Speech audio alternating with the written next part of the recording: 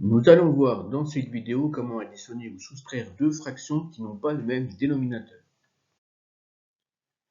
Pour pouvoir additionner les deux fractions, il faut d'abord qu'elles aient le même dénominateur. On dit qu'on les réduit au même dénominateur.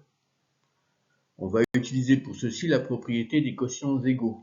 C'est-à-dire, on ne change pas la valeur d'un quotient si on multiplie ou si on divise le numérateur et le dénominateur par un même nombre non nul.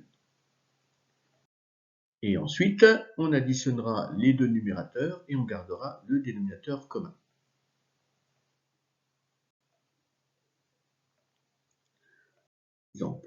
Exemple 1. On doit calculer 7 douzièmes plus 2 tiers. Les deux fractions n'ont pas le même dénominateur puisque 7 douzièmes, le dénominateur est 12 et 2 tiers, le dénominateur est 3. On s'aperçoit que 12 est un multiple de 3. Donc ça va être 12 le dénominateur commun. On va pouvoir transformer la fraction 2 tiers en multipliant le numérateur et le dénominateur par 4. Comme ceci, nous aurons 12 au dénominateur. Maintenant, nous avons deux fractions qui ont le même dénominateur, donc on va pouvoir additionner les deux numérateurs et garder le dénominateur commun, ce qui nous fait 15 douzièmes. Ici, on s'aperçoit qu'on peut simplifier par 3. 15, c'est égal à 5 fois 3, et 12 est égal à 4 fois 3. Donc en final, B est égal à 5 quarts. Voyons un deuxième exemple. C égale 7 quarts moins 5 sixièmes. Ces deux fractions n'ont pas le même dénominateur. Donc, il faut les réduire au même dénominateur, trouver un dénominateur commun. Ici, 6 n'est pas un multiple de 4.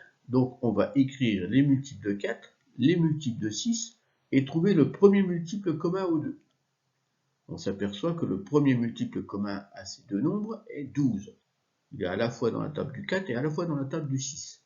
Donc, 12 va être le dénominateur commun. La première fraction, pour 7 quarts, on va multiplier le 4 par 3 pour avoir 12. Donc on multiplie aussi le 7 par 3. Pour la deuxième fraction, le 5 sixièmes, 6 doit être multiplié par 2, donc on multiplie aussi le 5 par 2. Cela nous donne 21 douzièmes moins 10 douzièmes. Maintenant, on fait comme dans l'exemple 1, on fait la soustraction des deux numérateurs, 21 moins 10. Le tout sur 12, on garde le dénominateur commun, et cela nous fait 11 douzièmes. Ici, la fraction n'est pas simplifiable, donc elle est irréductible.